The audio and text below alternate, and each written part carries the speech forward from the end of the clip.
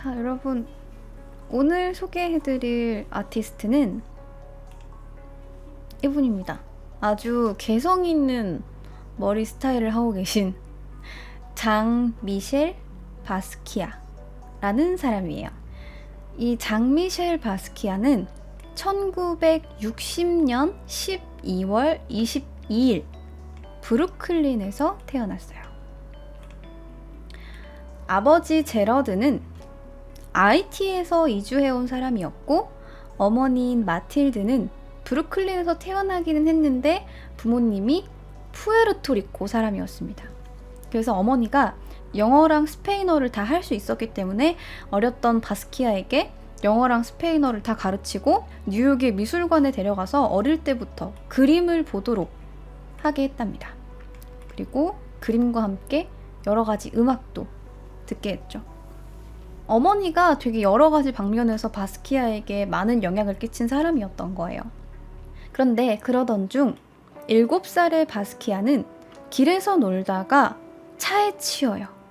교통사고가 나서 팔이 부러지고 내장을 다치는 사고가 납니다.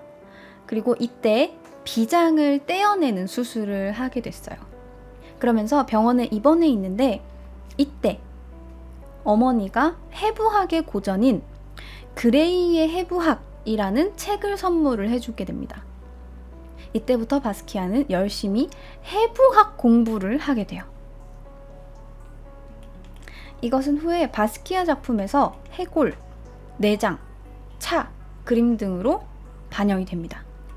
이렇게 바스키아에게 많은 영향을 끼쳤던 어머니는 나중에 정신적으로 문제가 생겨서 아버지랑 이혼을 하게 됩니다. 그리고 바스키아는 아버지 밑에서 자라게 되는데 아버지랑 계속 사이가 안 좋은 거예요. 그러다가 바스키아가 17살에 가출을 하게 되고, 그러면서 공부에 소홀해지고, 그러면서 성적이 좋지 않고, 그러면서 또 아버지랑 사이가 안 좋아지고, 이게 계속 악순환인 거예요. 그래서 바스키아는 여러 학교를 전전하면서 공부를 하다가 결국 인종차별을 겪는 아이들을 위한 기관인 CTS 스쿨에 입학을 해서 마리화나를 합니다. 그리고 마리화나를 피우다가 뭔지는 모르겠지만 무언가를 보고 same old shit, 뭐 약간 흔해 빠진 개똥 같은 이런 말을 했는데, 나중에 이것들의 앞글자를 따서 SAMO라는 세이모라는 필명이 탄생을 하게 되는 겁니다.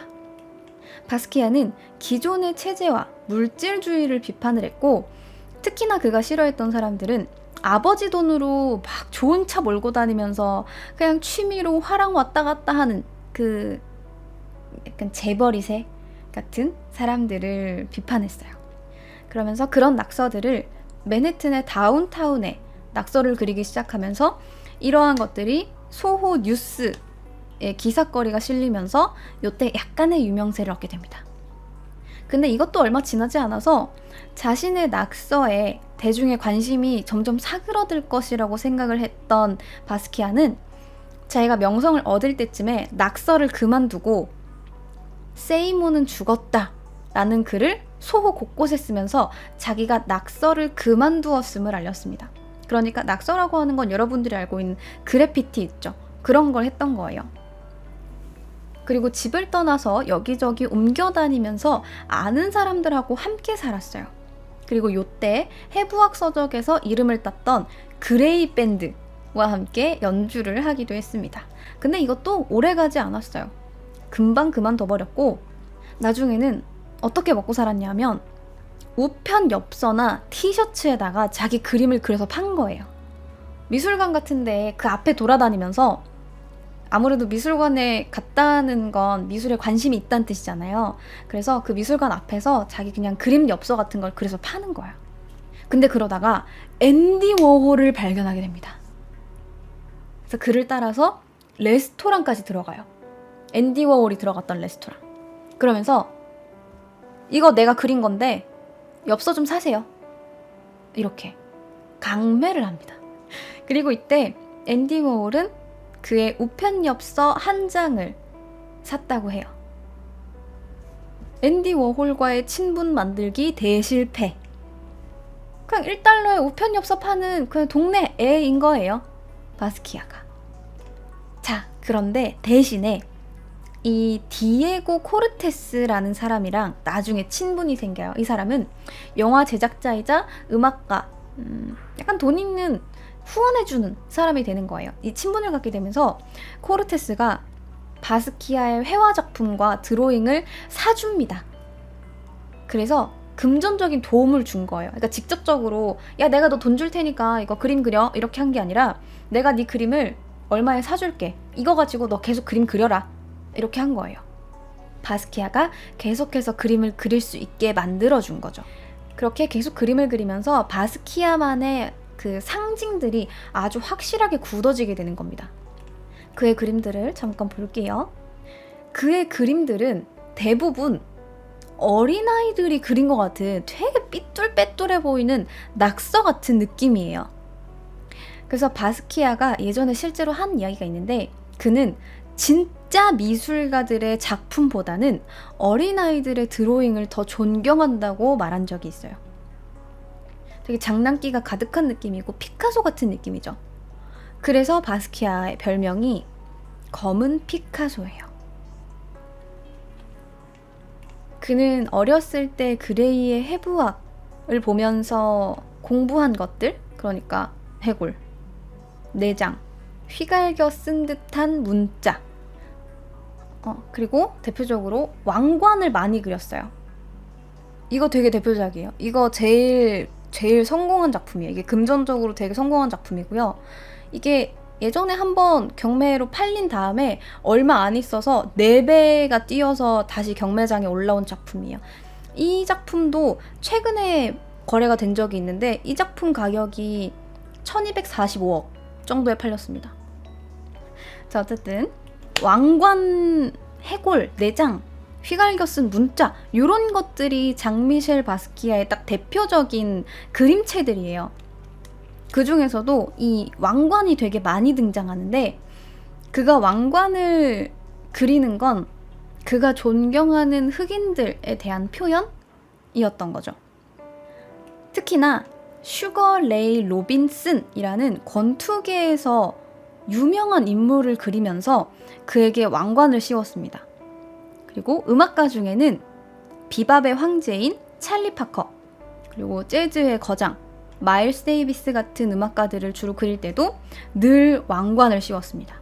직접적으로 명예를 부여하면서 바스키아 스스로도 자기의 그림 작품의 주제가 왕, 영웅, 그리고 거리라고 언급한 것과 일치하죠.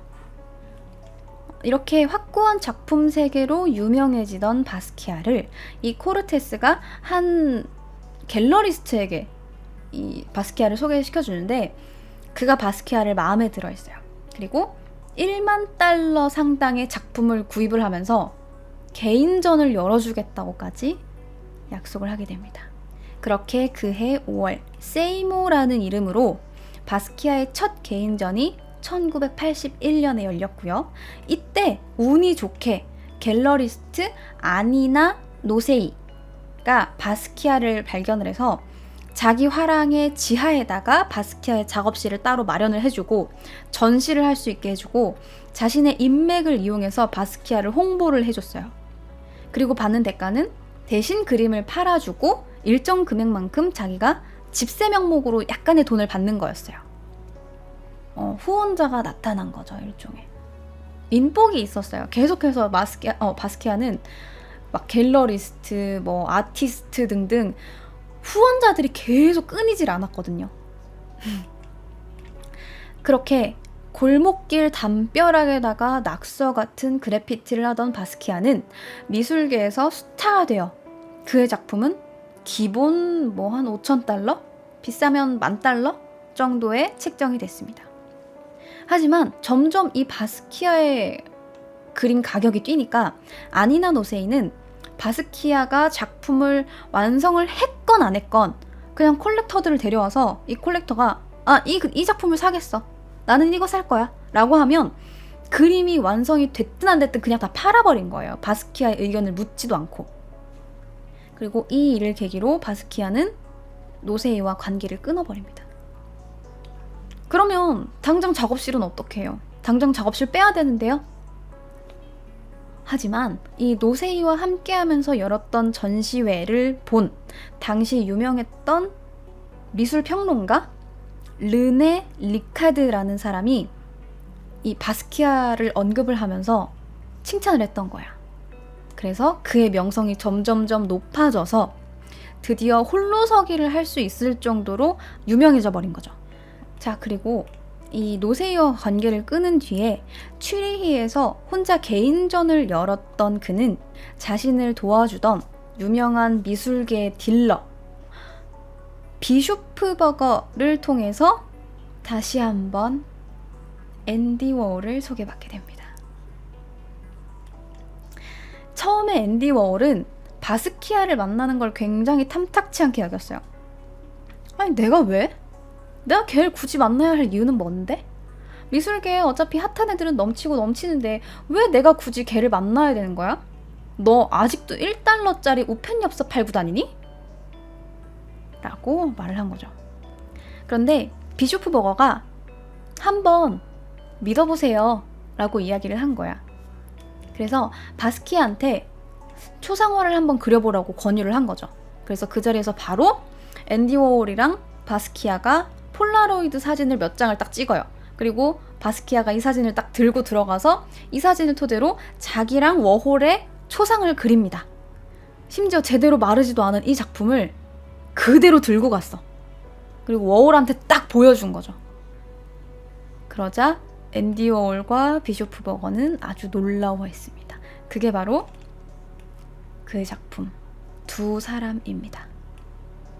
이게 딱 앤디 워홀의 약간 시그니처 같은 그런 자세거든요. 이걸 되게 잘 살렸던 거죠. 그래서 이 작품을 보고 앤디 워홀이 그때부터 바스키아의 든든한 후원자가 됩니다. 바스키아가 초상화를 그려준 것에 대한 보답이었는지 앤디 워홀도 바스키아의 초상을 만들어줬어요.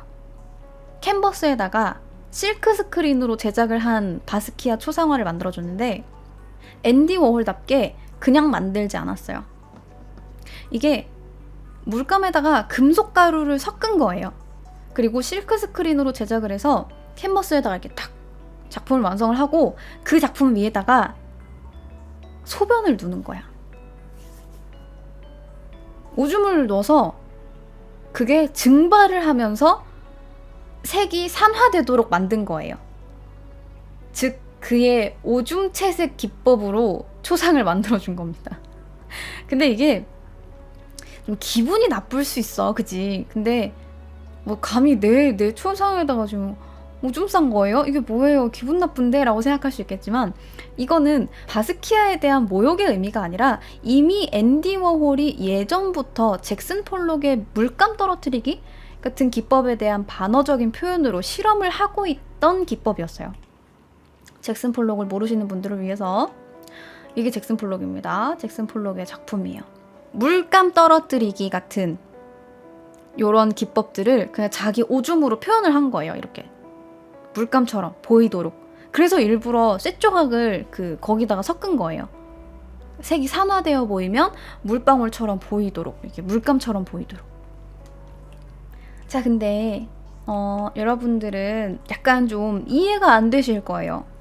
지금 분명 그전에는 되게 여러분들이 알고 있는 뭐 레오나르도 다빈치, 뭐 마네, 모네 이런 사람들이 많이 있었고, 그러다가 갑자기 막 뒤시앙이 샘이라면서 소변기를 막 갖고 나오고, 바스키아도 무슨 이상한 애들 낙서 같은 걸 들고 와가지고 이게 무슨 뭐 어마어마한 예술 작품이다, 이게 막 1000억짜리다 이러니까 약간 이해가 안 되실 거예요. 근데 이 1980년대 미술계에서 화가로서 장미셸 바스키아의 이력은 거의 전형적이었어요. 이게 어마어마하게 독특한 태클을 탄 게 아니에요. 이걸 이해하기 위해서는 1980년대 초 미술계의 상황을 일단 공부를 해야 됩니다. 너무 멀리까진 안 가고요. 1970년대까지 갈게요. 뭐 기원까지는 아니고요. 그거 설명하려고 그러면 이게 사조가 어떻게 바뀌었는지를 계속 다 설명을 해야 돼요. 그러니까 그건 복잡하니까 당시 미술계 그 콜렉터들의 변화, 미술계의 상황 이런 것만 조금 설명을 해줄게요. 1970년대에 진보 미술계에는 이제 막 팝아트가 두각을 나타내고 있었어요. 이때 유명했던 사람들이 뭐 앤디 워홀, 리히텐슈타인, 키스 헤링 이런 사람들입니다. 그리고 미국의 진보 미술계에서만이 아니라 진보한 미술에서 벗어나고자 했던 이탈리아에서는 트랜스 아방가르드 운동이 일어났고 독일에서도 젊은 야수 운동이 일어날 정도로 뭐랄까 진부한 예술에서 탈피하고자 했어요. 기성세대, 즉 부르주아적이면서 사회에 부적절하다고 비난받았던 회화로 회귀하고자 했던 거예요. 너무 지금 미술시장이 그럼 부자들이 미술관에 가가지고 구경이나 하는 그런 그림, 보통 사람들은 접근도 할 수 없는 그림, 그냥 부르주아들이 자기의 부를 과시하기 위해서 집에다 걸어놓는 그림, 그 정도가 돼버린 거예요. 그런데 이 젊은 세대의 아티스트들이 이것을 바꾸고자 했어요. 그리고 이 모든 것이 미술 시장이 어마어마하게 활성화되던 시점에 나타난 거예요. 이때의 미술품 구입이라는 건 유행이었어요. 주식처럼 투자의 대상이 됐던 거죠. 미국의 상류층 인사들은 더 이상 미술을 그냥 후원을 하기만 했던 게 아니에요. 그냥 미술관을 후원하면서 뭐 내가 갖고 있던 작품 잠깐 빌려줄게 이 정도가 아니었던 거죠. 주말에는 유행을 선도하는 화랑을 찾아다녔고 전시 오프닝에도 참가를 했고 미술가들의 작업실까지 방문을 하기도 했습니다. 아주 상당히 적극적으로 바뀐 거죠. 콜렉터들은 자기가 시대에 뒤처질까봐, 뜰만한 신인 작가들을 자기가 지나쳐버릴까봐 조바심을 내면서 약간이라도 뜨겠다 싶은 사람들은 작품 구매 리스트까지 만들었어요. 다음에 만드는 작품 나한테 줘. 내가 여기다 적어놓을게. 그 다음은 내 거야. 자, 내가 이름 적을게. 그 다음에 완성한 작품은 나한테 줘. 이렇게 된 거예요. 작품 구매 리스트까지 만든 거야. 그러면서 조금이라도 인정받는다 싶은 사람들의 작품을 다 그냥 사들인 거예요. 그러자 미술가들이 예전처럼 뭔가 사회에 순응하거나 사회에 반항하거나 뭔가 내가 돈이 없어도 내 그림을 그리겠다 하는 그런 거랑은 달리 수요와 공급을 쫓아서 미술 작품을 생산해내는 상황이 된 거예요. 팔기 위한 그림이 된 거죠. 내 최고 작품을 미술관에 보내겠어. 나는 세상에 인정받겠어. 이게 아니야. 닥치는 대로 그림을 완성해서 이걸 다 팔아 치우는 거예요. 되게 역설적이 돼버린 거죠. 그래서 장미셸 바스키아도 그 세이모라는 필명을 얻었을 때 거리에서 그래피티 하던 친구랑 연을 끊었어요.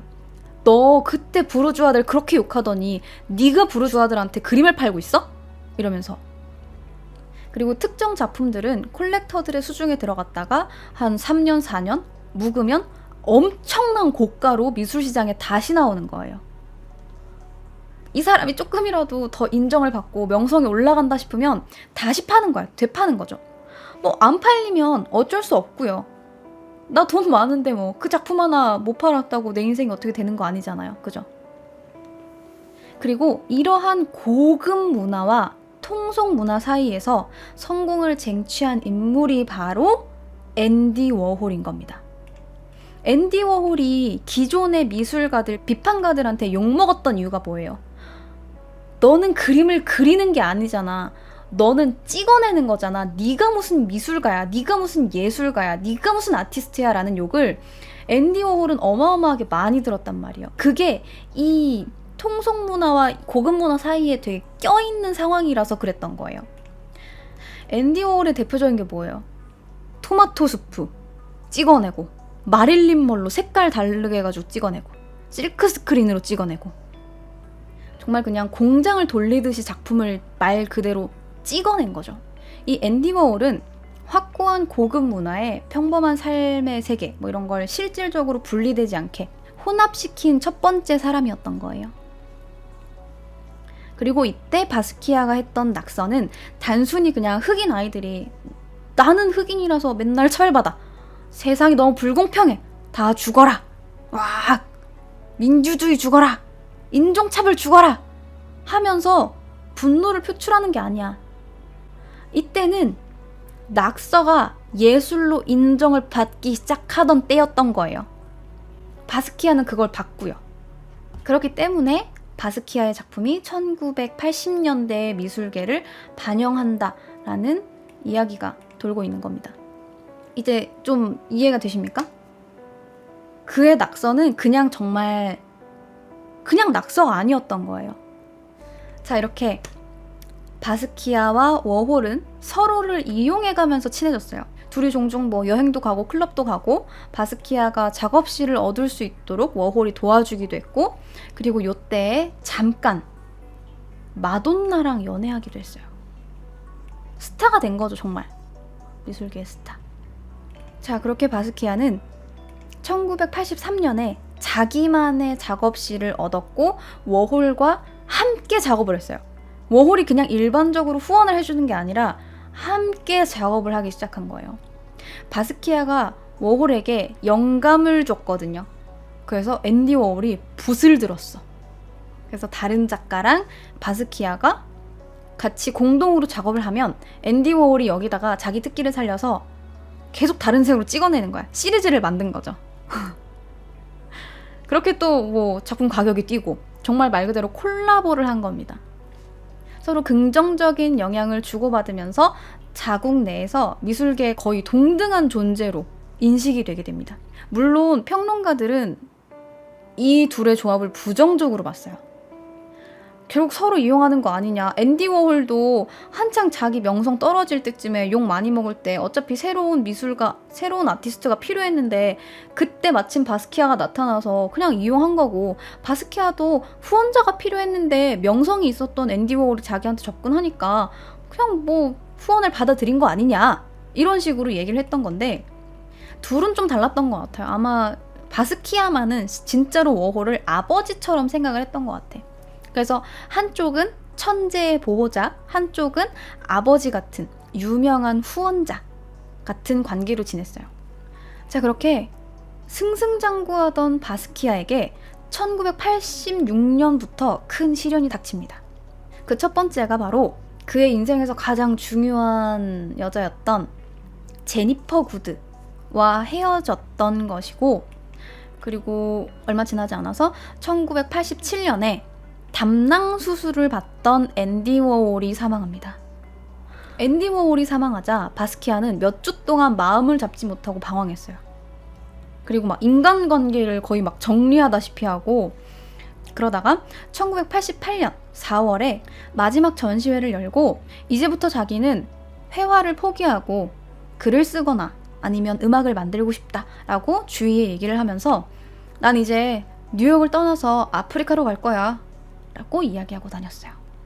그리고 진짜 아프리카로 떠나기 위해서 아프리카 코트디부아르의 도시인 아비장이라는 곳으로 가는 비행기표를 구입을 했는데 떠나기 6일 전에 마약 남용으로 사망했어요. 그가 작업실에서 혼자 사망을 한 걸 그의 여자친구가 작업실에서 발견을 했고 1988년 8월 17일 브루클린에 있는 공동묘지에 안장이 됩니다. 그는 작품 활동 기간에 상당히 많은 작품을 남겼어요. 한 7, 8년 동안 되게 다작을 많이 했는데 그가 남긴 작품이 총 한 1000여 개 정도의 드로잉과 1500여 개 정도의 페인팅 작품을 남겼다고 하는데, 자기가 말하기를 자신의 작품은 팔할이 분노와 유머라고 이야기했어요. 그러니까 흑인으로서의 정체성을 자기 작품에다가 승화를 시켰던 거겠죠. 그렇게 장미셸 바스키아는 검은 피카소로 알려져서 지금까지 다른 아티스트들한테 상당히 많은 영감을 주고 있습니다. 대표적으로 여러분들이 아시는 분 하정우 씨입니다. 하정우 씨가 그림 그리는 거 아시는 분들도 계시죠? 하정우 씨가 되게 바스키아한테 영향을 많이 받았어요. 그래서 이게 하정우 씨가 그린 모나리자고요. 그리고 이게 장미셸 바스키아가 그린 모나리자입니다. 어쨌든 오늘의 컨텐츠 장미셸 바스키아의 이야기는 여기까지입니다.